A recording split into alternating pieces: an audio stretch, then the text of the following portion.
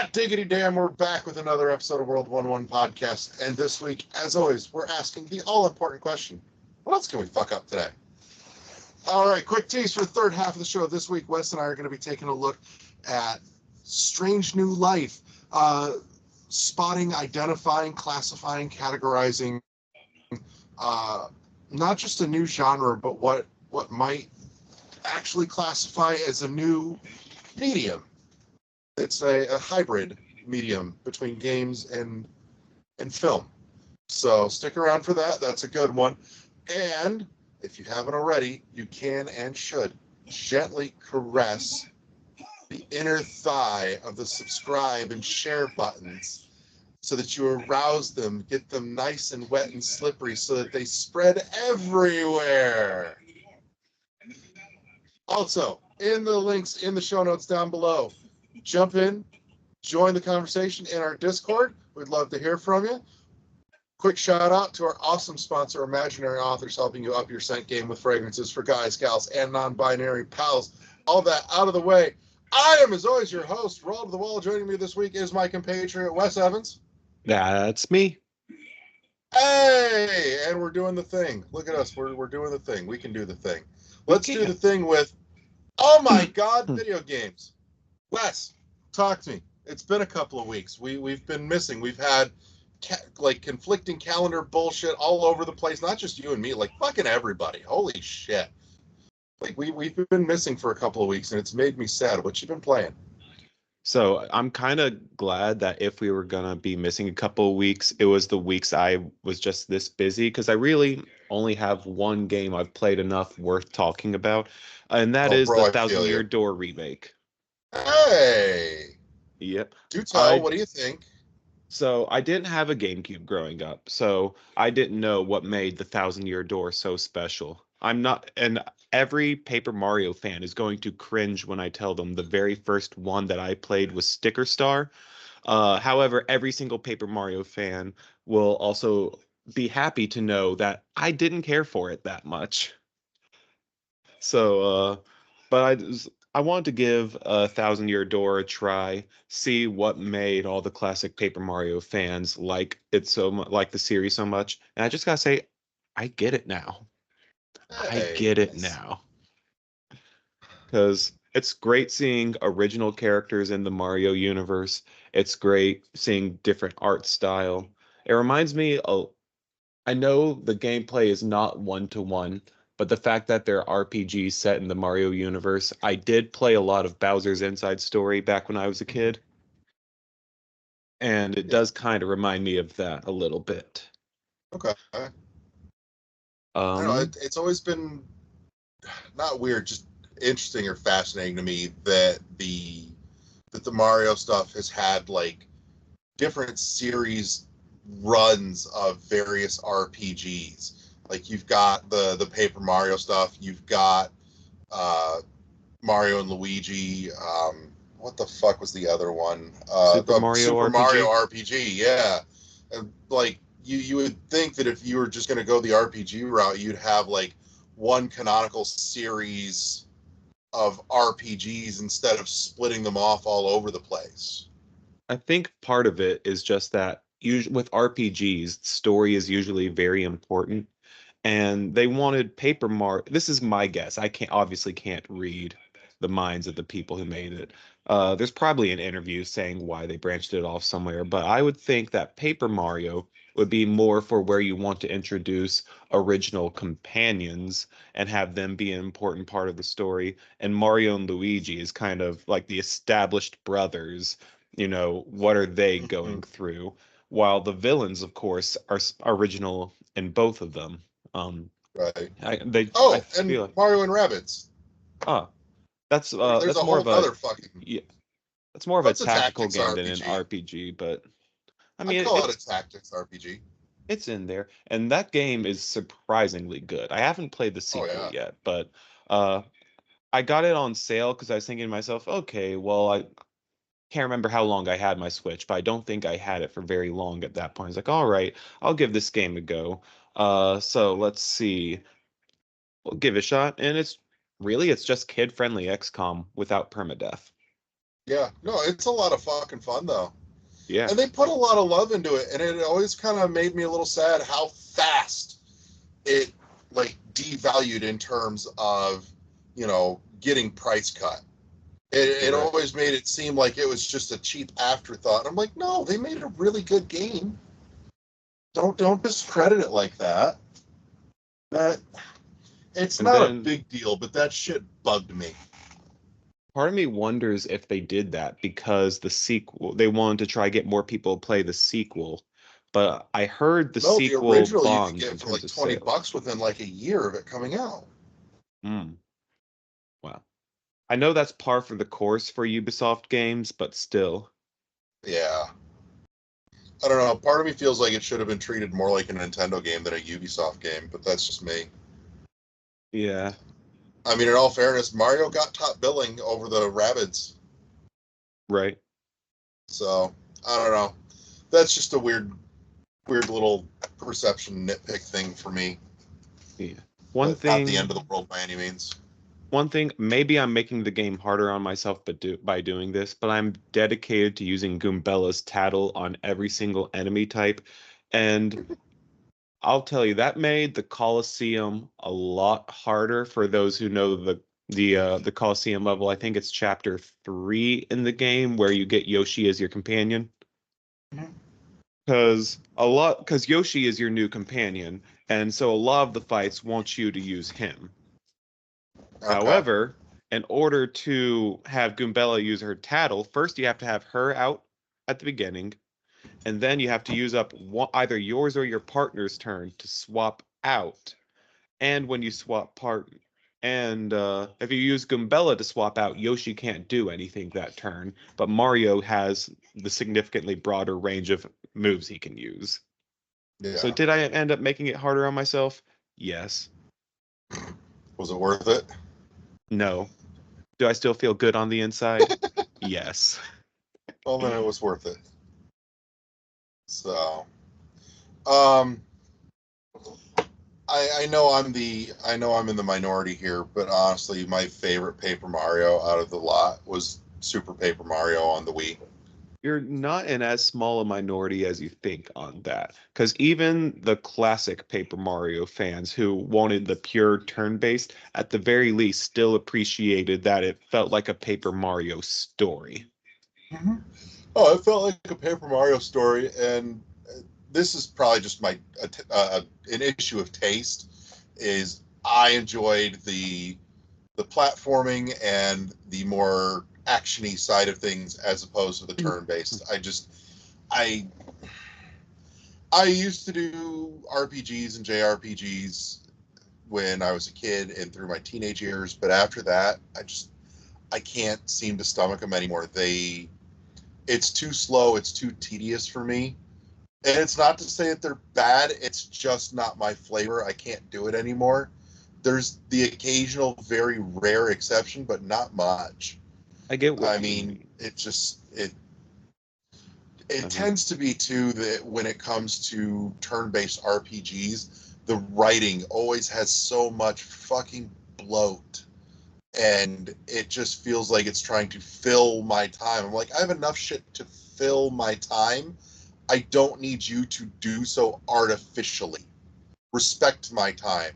We've talked about this countless times. You, me, LeGrew, and and some of the others. It's like I want a nice, condensed, focused game where I can get in, get the experience, the story, the gameplay, the ideas, and then get out and get on to the next thing. I think you So, I think you would be good to try Thousand Year Door. mhm. Um, It is, I haven't beaten it yet, so I can't confirm myself. From what I've seen on howlongtobeat.com, though, it's between 20 and 30 hours to beat, between 30 and 40 hours to 100%. mm, that's definitely pushing my tolerance, but it may not be out of the realm.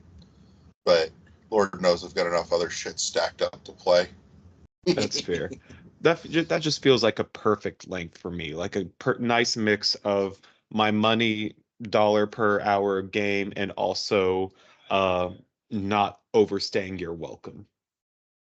Yeah, dollar per hour for me doesn't do anything. I think it But matters a little that's bit. It's more so like quality hour, I guess would be a better way to put it, but I also don't want to pretend that I don't take that into consideration, right? Like if you right. give me a 2 hour video game and expect me to spend $70 on it, well, those better be the two best hours of my life. You get what I mean? Mhm. Right, and you're connecting back to something I've talked about a few times over the years, and that's, you know, my review system. And I don't write pub, but when I'm looking at a game and going, how would I score this? How would I rate this? The traditional review system is antiquated and frankly just useless to me. Like throw that shit out the window. Don't give me a fucking number score, out of 10 or 100 or 5 or whatever. That shit, get rid of it. Review score for me, dollar value. And there's a very very old episode, and I'll dig it up and stick it in the. I'll stick a link in the show notes even. But the concept for me is finish the game, review it. How much is this game worth to me? Like, what did I get out of it? At what at what price point does this game feel like it's worth that price of entry?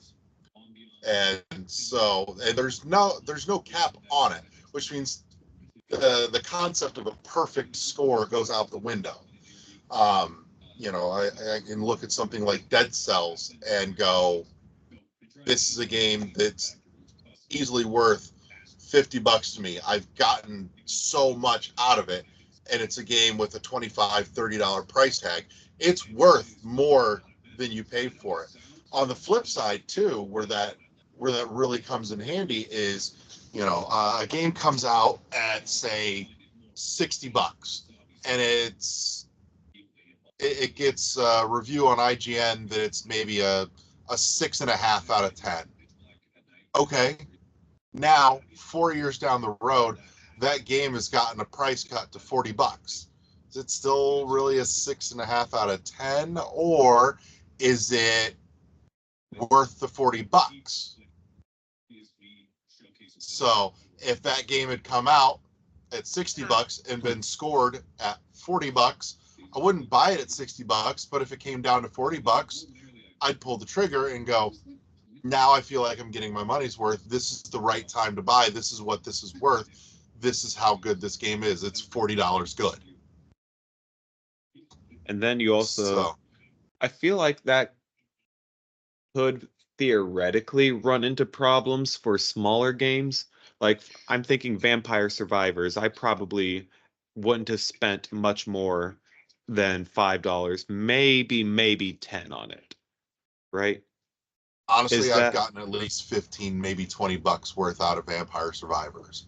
Like, it's small and simple and condensed, but it has that replay that keeps you coming back, that gives you that value. right? It, But again, you also run into the thing with anything in reviews, no matter what the scale is it's subjective based on the reviewer. right. And that also being said, like if that's the worst flaw I could find in that system, then is it really that bad of a system? Because like Mm-hmm. everyone, at least I hope, knows that the just blank out of 10 score is not a perfect system.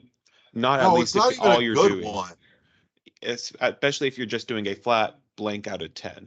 What I would Yeah. used to do is I would give two separate scores. I would do a blank out of 10 for your time and a blank out of 10 for your money. So for a really, really good short game, it might get a 10 out of 10 for your time. But if they charge you $60 for a 2 hour game, then I'll say, might want to wait till this one goes on heavy discount. Right. And that's where scoring a game with a price point unifies that sum. Yeah. I So So I do think that's certainly a better system than a flat out of 10. I just think that yeah. maybe if we wanted to make the theoretical perfect review system, we'd have to find a way to make it a little less biased against small and cheap games. Because if a game I don't is think it's biased, but bias is the wrong word. I'm sorry, but because I don't because a think you small have. game I don't doesn't think necessarily mean it should be cheap. right. Bias was the wrong word. Because you don't have anything out against small games, but Yeah, it feels like that it might go against them sometimes, if that makes sense. right.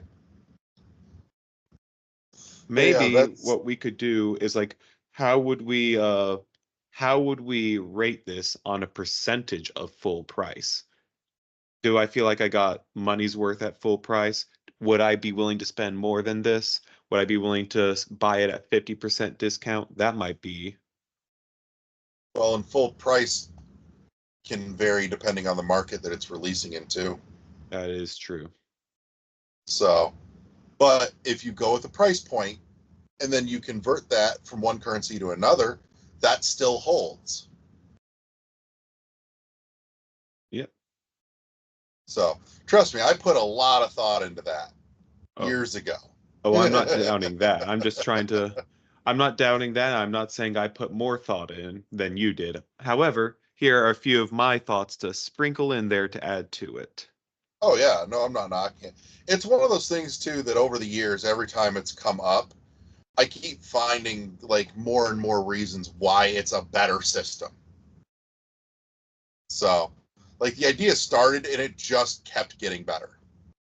But, anyways, um, so you said Thousand Year Door was it for you this week? I've played a little bit of Spider-Man 2 again since they released the new costumes in it. Yeah. And I'm reminded how much I really, really wish I could skip the Harry missions. Or like the early mission where you're riding in the bike to the school and then you gotta sneak around as Peter right before or right after he got his powers. I'm just like, I want to be Spider-Man and I want to go beat up bad guys and I want to swing around the city. I don't want to crawl on the floor trying to get past teachers. Right. Like when the I game's mean, I've good, been it's reading good. some Spider-Man lately. Yeah. When the game's Hmm. good, it's really good. It's just sometimes forgets that it's called Spider-Man. Well, I'll say the out of costume stuff is part of his life too. It's part of the whole act. I shouldn't deny that. I'll say it's a So, whole lot better than the first game was in terms of making you play as side characters. Because yeah, I know MJ is actually kind of fun in Spider-Man 2.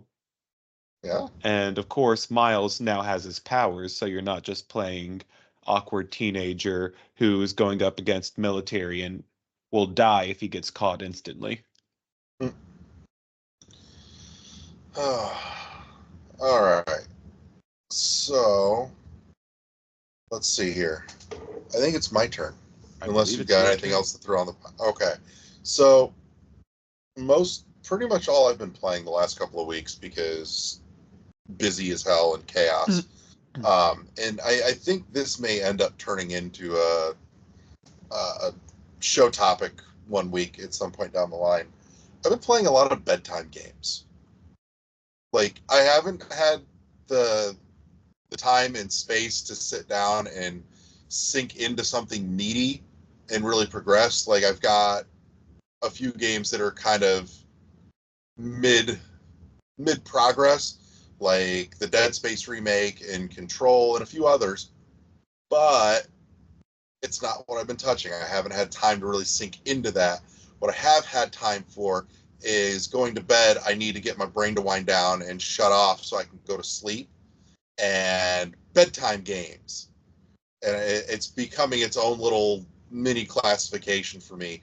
There are some that just work well for that, and I've talked about this some games like Balatro, Loop Hero. Vampire Survivors actually even works well for me in that department. Those for me are bedtime games. And those are ones that I can kind of fall into a very easy, very comfortable rhythm that needs some attention, but not enough to keep me awake necessarily. But like in the right way. It's not that it's boring, it's just very rhythmic and soothing. and you fall into this nice, comfortable groove, and it just kind of lulls you into relaxation. And then eventually your brain goes, I can't stay awake and focus enough anymore to keep playing. It's time for bed. And these are games that if I'm playing in the middle of the day at, full attention, I can totally fucking get into and rock that rhythm and spend hours on without a second thought. But at bedtime, it's like that perfect little hit of melatonin. It's just that right groove. It's like for those of us that need the TV on to fall asleep at night, but you need something that's just the right thing. It's not something that you have to pay a lot of attention to because you already know it, but it's not so boring that you don't fucking care and you're uninterested. You've got to be interested, but not so it can't be so demanding on your attention that it will keep you up. It's that perfect little thread the needle, and those are the ones that do it for me. So, a couple of runs of Balatro before bed. I will absolutely pass out playing Loop Hero in all the right ways. It's a very calming, like, no, I can just let the game do the game thing and have some minimal interaction with it, just enough to kind of give me something to fidget with a little bit, but not get my adrenaline pumping and demand my attention. And those have been really, really great. And I'm really starting to think that maybe we should totally do an episode on bedtime games. What makes a great bedtime game? What, kind of build a list and be like, hey, these are great for helping you sleep at night. And it's not to say that they're boring. They're great games. They just have that right vibe. I think So, I would really like to have that discussion with you one day because I feel like my list is going to be completely different from yours, especially because, for me at least, Balatro and Vampire Survivors, though the flashing lights and colors and noises of those games is going to keep me awake 100%. I could see that with Vampire Survivors. I would say less with Balatro. Balatro has that super chill vibe all the way through, I think. I feel like I could fall asleep listening to Balatro music, though. That I could absolutely do. Between Balatro's music, the whole very retro 80s, 90s, tube TV, scan lines, muted colors, that whole thing.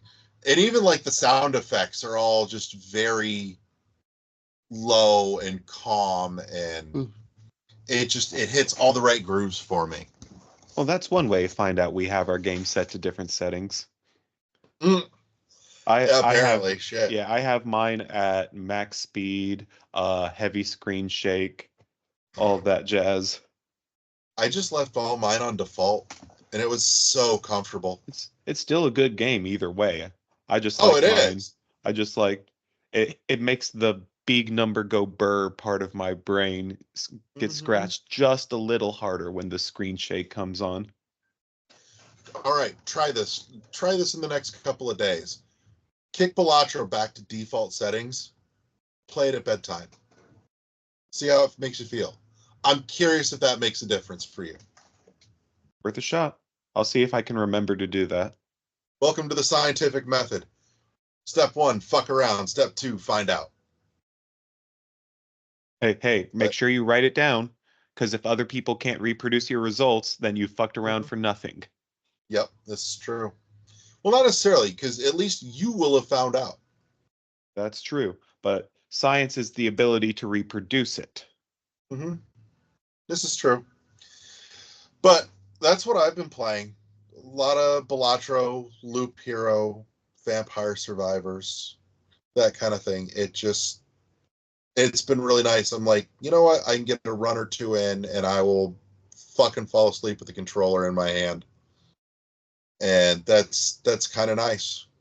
So, all right. So let's wrap that up there. And before we get to the break, quick shout out to our awesome sponsor, Imaginary Authors, helping you up your scent game with fragrances for guys, gals, and non-binary pals. And it's not just colognes and perfumes. You should absolutely also get your hands on their perfumed candles and oils, as well as the bar soaps. God, I love the bar soaps. I've had to take entirely too many showers this week because it's been hot and sticky and gross. Plus, there's also been working on the car and working out in the yard and just trying to clean the house and just like twice a day. I feel absolutely disgusting. I'm like, I'm gonna go take a fucking shower. And let me tell you, the City on Fire bar soap, still like the best fucking clean I've felt in a long time with the soap. And then I come out with the Smell Good, because City on Fire is kind of like my go-to default fragrance from Imaginary Authors. But I've got a couple of others that I keep in rotation, depending on my mood and maybe even who I'm hanging out with too, or what I'm doing. The Bull's Blood is really cool. It's got a very like patchouli forward fragrance. It's really got a dry heat summer vibe to it. Memoirs of a Trespasser is great. Memoirs of a Trespasser is like City on Fire, but just mellowed out just a little bit. It's absolutely wonderful. Language of Glaciers is awesome. It's got that great like daytime clean, fresh, cool fragrance to it. So much good stuff. And if you can't decide, you can go build your own little pack of sample sizes and check out a bunch. You totally should. So go hit the link in the show notes, Imaginary Authors. Hit that link. Helps them, helps us, helps you. And that's a great place for us to take a quick pause for the break. And we're back with the third half of the show. This week we're taking a dive down the warp pipe. And we're asking the question, are we witnessing the birth, the genesis of a new hybrid medium? Hanging out with me today, diving into this one, going in blind, is my home slice Wes Evans. Yo, for those of you who paid attention a couple weeks ago, you might notice that I'm in a slightly different room, even though we said we were going to be recording them back to back. Schedules are funny like that. Podcast time travel warp magic. I mean, in all fairness, I shout out to A Dream Given Form. Several months ago, podcast time travel magic side story for just a second, because it's funny. I recorded a couple episodes with them, and the first episode I recorded was going to be like 2 episodes into their season 2. But then the second episode I recorded was the Roundtable season 1 wrap up. So I ended up, the first recording was the last thing that was going out with me in it, and then the last thing recorded was the first thing going up. So there were jokes to be made about wibbly wobbly timey wimey bullshit in podcast world. So, anyways, is it safe to blink at least? Probably. Most podcasts are an audio medium. I think you're okay. Okay. But so this topic occurred to me on the back of a couple of games and some conversations that we've had over the last month or two here. And Wes, you've kind of been the only one that's been part of all of those conversations. There have been some others that have been in and out of them. But it got me thinking on the back of us going through and playing Return to Grace and Hellblade 2. And then I did some kind of retrospecting, looking back at Hellblade 1. And I was already kind of getting there with this thought process with Return to Grace already. And Hellblade 2 just kind of cemented it for me. But I think we are looking at the genesis of a new hybrid medium, something that sits in between video games and movies. And this thought started with Return to Grace, because I remember saying something pretty much to the effect of Return to Grace is kind of on the furthest edge of a walking simulator before you tip into being a video game. And I think Hellblade 2 especially is just on the other side of that line where it's on the furthest edge of being a video game before it tips into being a walking simulator. And I think that little border area, that stripe, is something not entirely one or the other, but in fact its own hybrid thing. Because on the one side, you've got Return to Grace, where it maybe could have gotten away with being done as like a film.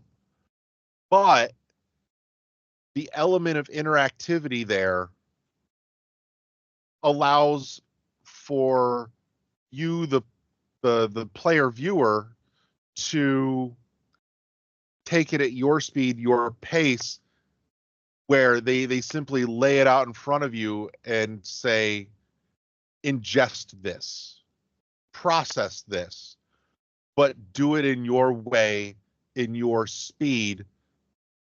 We're not going to like forcibly hold your head and point it to look at what we want, what we think you should see. We want you to have control over how you take it all in and process it. And we don't want to direct the amount of time that you have to reflect on something that you've seen or that's happened. And now, having finished Hellblade 2, my brain says that this is on the other side of that hardline border that Return to Grace sits on. But I think there's just a swath, and that hardline border is at the center of that swath, and everything inside of that swath might in fact be its own new form of medium here. And I think on top of that, the very conflicted to disappointed reviews on Hellblade 2 have also got me looking at this going, I think we've missed the point, because, and I understandably so. I'm not even mad. I'm just saying I don't think the thought's been taken far enough here, is that Hellblade is being reviewed as a video game, and I don't think it's really exactly entirely that. And it needs to be looked at and reviewed through a different lens that better reflects what it really is. And I think it's in this camp with Return to Grace, and probably some others that I haven't even thought about or seen or played yet. But I'm willing to bet you that if we started actively looking for it, we could probably find a large number of games that sit in that that corridor there of barely this and almost that. I think that we need to, one, recognize that formally, and then two, figure out if we're going to, continue to go down the road of reviews, which, considering we're kind of talking about something that almost straddles, that kind of straddles movies and video games, what criteria are we to judge that by?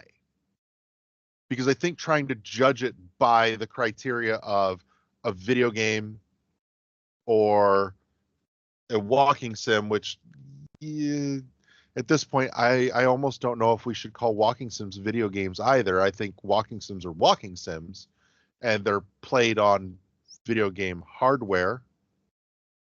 So I wonder. I'm going to make a sock out of that cat, I swear to God.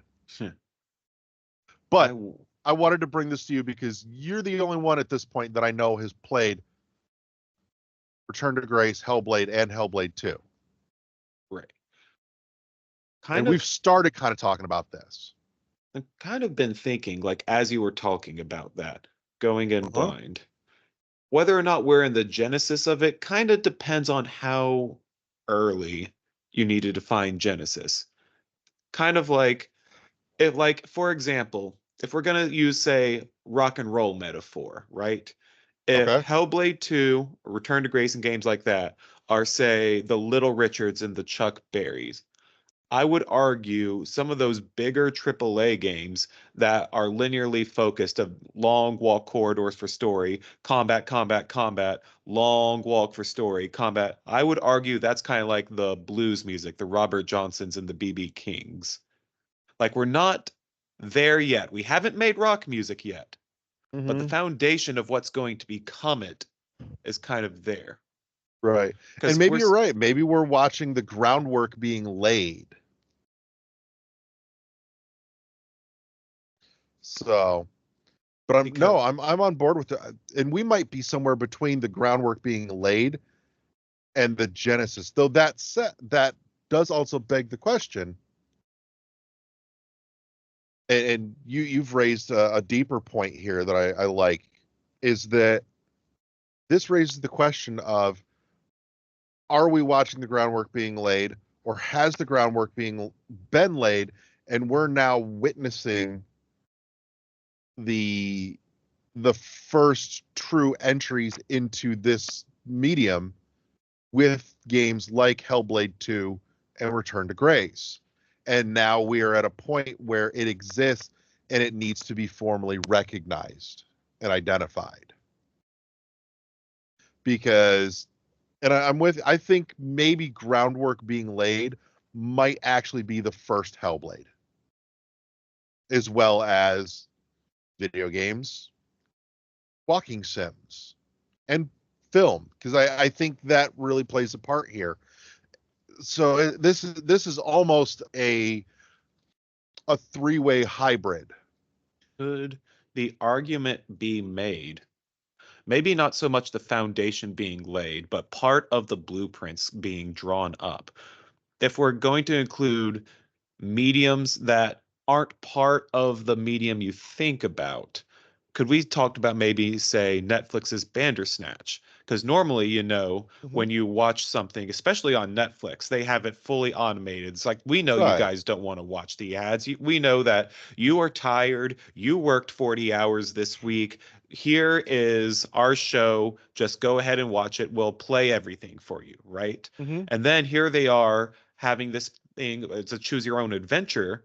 And you actually have to physically interact with it. It's very simple. You just hit which choice you want to do.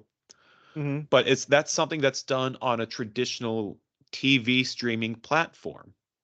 Yeah. And there are other things they've done. They've got Trivia Quest on there as well. And there's one, I can't remember. I think it's called Cat Burglar. It's kind of like a Wile E. Coyote style cartoon where if you get the questions wrong, everything blows up in his face, kind of like the Acme products do. There a couple more that I think fall into this category, and two of them are on the other side of the line here. One, Netflix has another series that's actually, it's like an 8-episode limited series, and I'm blanking on the name. I'll Google it in a minute. But 8 episodes. The first 7 episodes are made to be watched in whatever order you want. The only episode that has a fixed position in the viewing order is the final episode. Well, Kaleidoscope. That's what you're talking about. Thank you. Yeah. It's fucking neat. Like, that's a really cool narrative experiment here. And, again, that's on the TV film side of this line. On the video game side of that line, we've got stuff like Night Shift and The Complex that are choose your own adventure movies like Bandersnatch, but instead of going up on Netflix, they popped up on, console and PC. but they're functionally the same thing.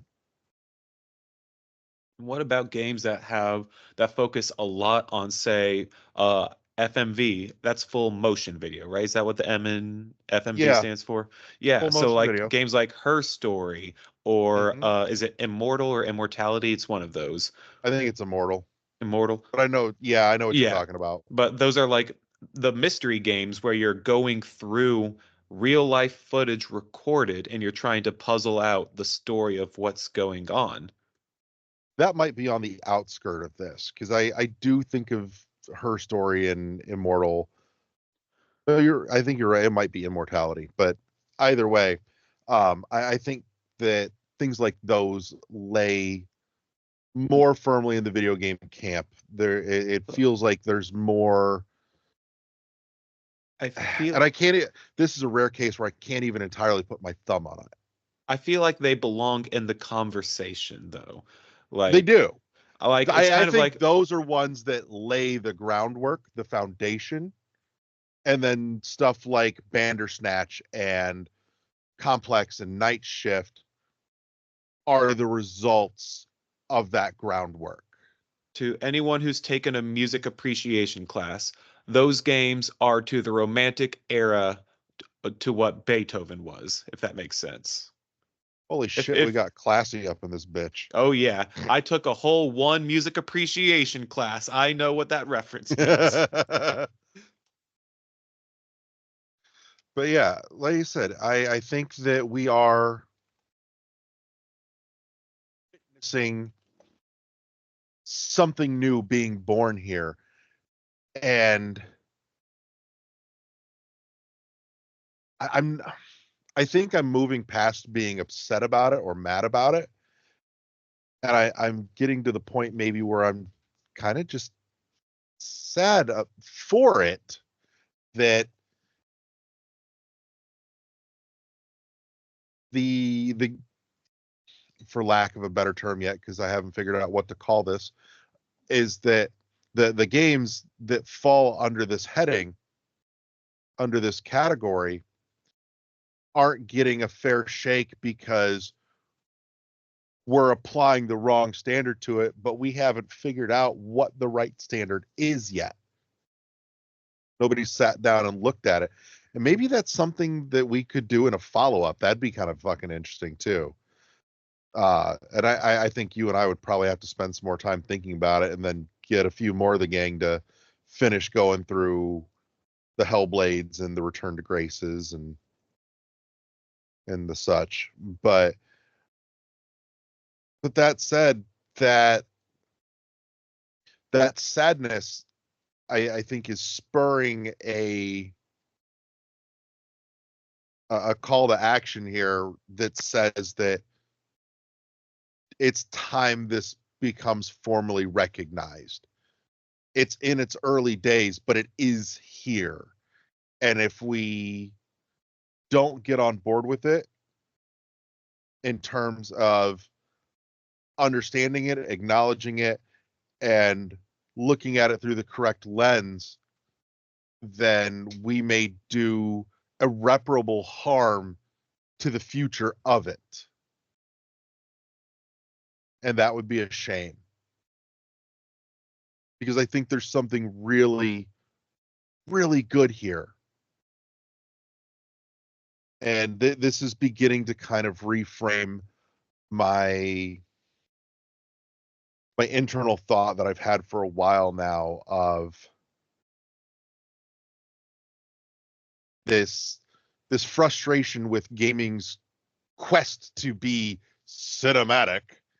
And because I look at a lot of it and I go, if you want to be cinematic so bad, just make a fucking movie. And if your game could have just been a fucking movie, why didn't you just make the damn movie? It didn't need to be a game. You clearly wanted to make a movie. Just go make the movie. Probably would have been less expensive too, in a lot of cases. Because you see a lot of that with AAA stuff, where it's the big dumb action game. And I'm going to take things like Uncharted as an example here, where it's so determined to be cinematic that you could, it almost felt like they really would have rather have just made a movie. And developing thought in real I was time. about to say, you do know they in fact did make a movie, I right? know, and that's part of what spurred this thought. Because I'm like, and they did, and it wasn't great, but this makes me wonder if the reason that a lot of studios do this kind of shit is because they actually want to make a movie, but they don't have the chops to make a good movie. And so video games are basically getting stuck with movie pitch rejects that they know wouldn't have been good enough to cut it as a movie, but they're like, we could sell this as a video game. Or And most everybody is too oblivious to know what's going on here and is going to eat up this schlock instead of us demanding better. less cynical towards developers, but slightly more cynical towards executives. I would argue that I wonder if it has to do with the fact that the video game industry is the largest entertainment media in Mm-hmm. terms of revenue Yeah, by far, like outgrossing music and movies combined. I know, it's kind of And bonkers. so I wonder if the executives are thinking to themselves, well, yeah, this could make a good movie if we really, really wanted to, but let's instead make it a video game. And then because the movie is derivative of the video game, it just, nothing ever lives up to that. Mm-hmm. And now I am going to be I'm going to be a little mean, and I feel almost bad about this because I'm being mean towards an indie developer. I don't know what the name of the guy or the studio who does it, but one game I felt that to me was honestly so boring. I almost felt like the whoever made it was upset that he had to make it as a video game. Was a Kentucky Route Zero. Made it out of spite. Like he felt like he had a story to tell, but he was upset that he couldn't make it a book or a graphic novel or anything like that. Because by God, I'm not saying the story is bad, but it is the gameplay is so boring. I finished the first chapter and I was like, there is no way I'm going to enjoy chapters 2 through 5. I'm gonna shamefully admit I actually haven't touched Kentucky Route Zero yet, and thank you for reminding me because it was on my list. I wanted to check it out, and it kind of fell off my radar. It got pushed out by other things, and at this point, don't get me wrong, I'm not saying that I'm now expecting it to be good. I Right. have at least your opinion, but I have a renewed interest or a new reason for going in from what you're saying, and I'm wondering if this is another one that maybe falls into the category that we're talking about here, where it wouldn't really work as full tilt one or the other, but by combining them, you can find a new way to deliver what neither of the others by themselves could, I would and that argue. that's where it needs to be. Now, maybe this is just the little voice in my head that says, no, Wesley, you're never wrong. Don't ever admit you might be making a mistake here. But even though I found Hellblade 2's first chapter to be its worst chapter, Mm. I still could see the pieces of a great game there, right? Yeah, I didn't play it with headphones on. Dear God, do I I wish didn't I either did. actually. Because I played chapters 2 through 5 with headphones on, and my God, was that so much better. But I Mhm. could tell that the voices in your head played an interesting part of it. When the combat was there, you could tell, even though it was simple, it still felt tense. Yeah, And when the graphical fidelity, I it almost I've been saying for years, graphics don't matter that much, or they matter to the point where, you can tell what's going on at the very least. But this game looks so good, you gotta try it. It honestly is a game that if you have Game Pass, just try it for the visuals at the bare minimum, right? Now, granted, like I I, feel s- like the only other game that comes anywhere close to touching at least the visual achievement that is Hellblade 2 would be Gran Turismo. Gran Turismo was one of the most insanely visually processed and produced games out there. And like Gran Turismo has always kind of set the bar. But I think Hellblade 2 has set the new bar. And part of me wonders if we're going to see anybody clear that bar before another Gran Turismo comes out. Never say never, especially with technology. I don't think it's going to be this console generation. Don't think. Yeah. Do not quote me on this happening. This is a like I'm mostly sure it won't, but not confident enough I would bet the house. Right. I'd bet good money, but it's not a sure bet. Right. So, but it's probably a pretty comfortable bet. But yeah, so similar to the how I said I could see the pieces of a good game with Hellblade 2's first chapter, even if I still thought that was its weakest one by far. Yeah. I did not find any pieces of a good game in Kentucky Route Zero. I'm going to be honest. Other than the story was kind of interesting. Mm-hmm. And like I said, it makes me want to go check this out now through a different lens of maybe just the fact that the level of interactivity and directorial control, in a sense, is a required component to make Kentucky Route Zero work. And so rather than going in judging it by the merits and the metrics of what we expect from a video game, looking at it through this new identified lens might shape my opinion differently. Damn, you're making me actually say maybe I should give it a second try. You know, and it could be one of the, and I'm not even trying to sway you. Right. I'm just saying this could be one of those things where it's not a good game, but that's because it's not a game.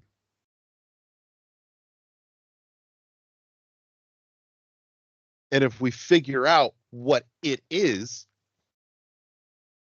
then we can scale it and evaluate it appropriately and correctly. You know, my cheeseburger I had for dinner tonight is not a good pizza.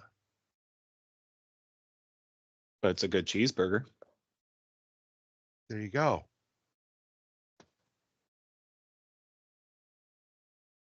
So the question is, have we started eating cheeseburgers, but we're judging them to the standard of a pizza?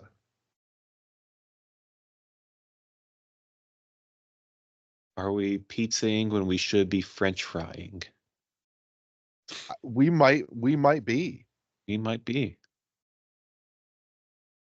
And I back to the whole this just kind of makes me sad for it thing is that it makes me sad that frustrated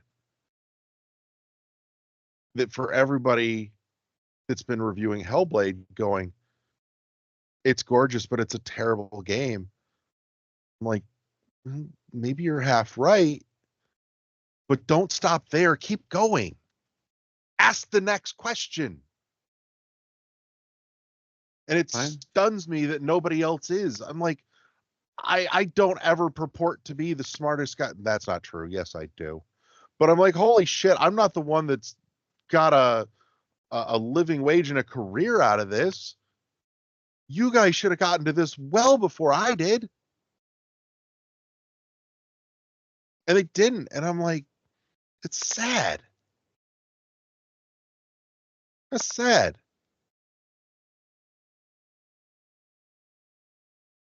So to brighten the mood a little, because that got a little somber for a second there. But if this is what we think it is, And this is always the fun part for me. What do we call it? I had heard some people refer to, say, walking simulators that were actually good as interactive narratives rather than walking simulators. It feels like a slightly awkward name, but I think it's a good start. That's not bad, honestly.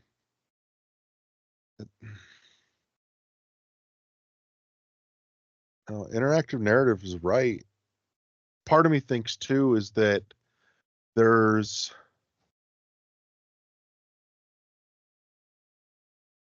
even though it's a finished product that had a director, part of me feels like our role in this is not just as whatever character that we're playing as, but also as a director of the story, in the sense that we are setting and controlling the pacing, we are framing the shots and dictating the action. And so there's an element of director here as well. And I think that I don't know if it is or isn't, but I think it maybe is important enough to acknowledge in whatever this ends up being called. But honestly, I can't come to anything better than an interactive narrative.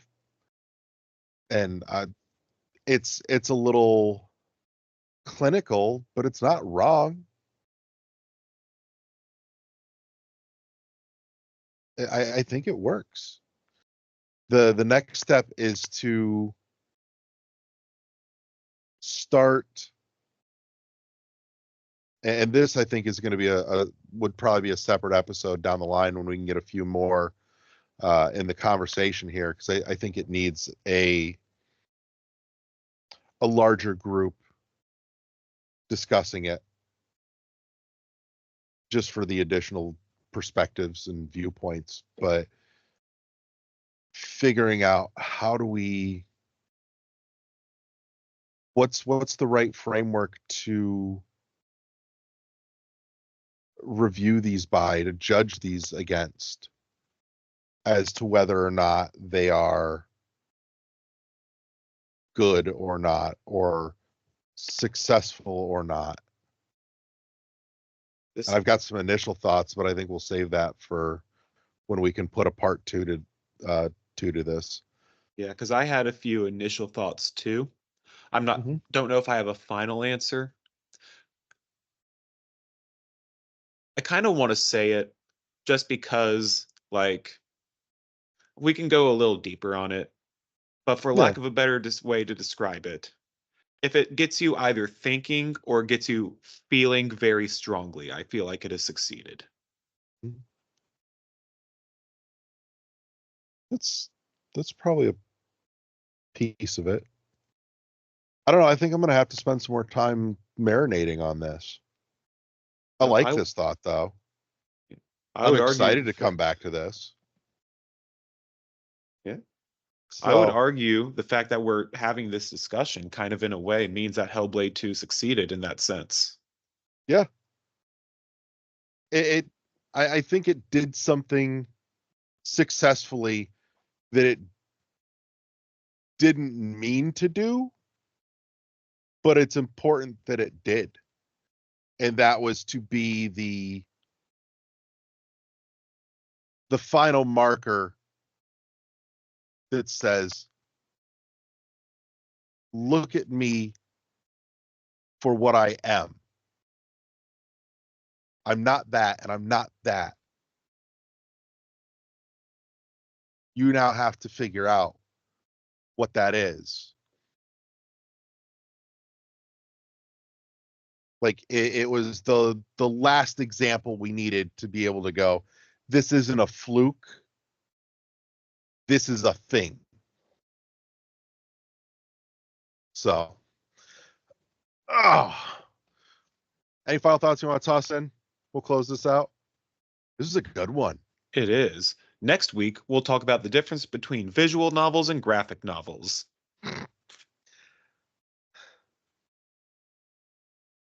Oh, there's some in-betweens there too. You've got like the animated comics and things. Oh yeah. Broken Saints was one I really liked. Anyways, but yeah. Oh God, this whole topic has made me. This whole conversation has just made me real happy. Um, I'm sorry, I'm in my own head. I'm in the feel goods right now. Jesus, Huh, embrace it. I am. Oh, oh, I feel like it's been a minute since we've hit a note like this. I'm really pleased. I am super excited to come back to this with a few more of the gang and really, start not dissecting, but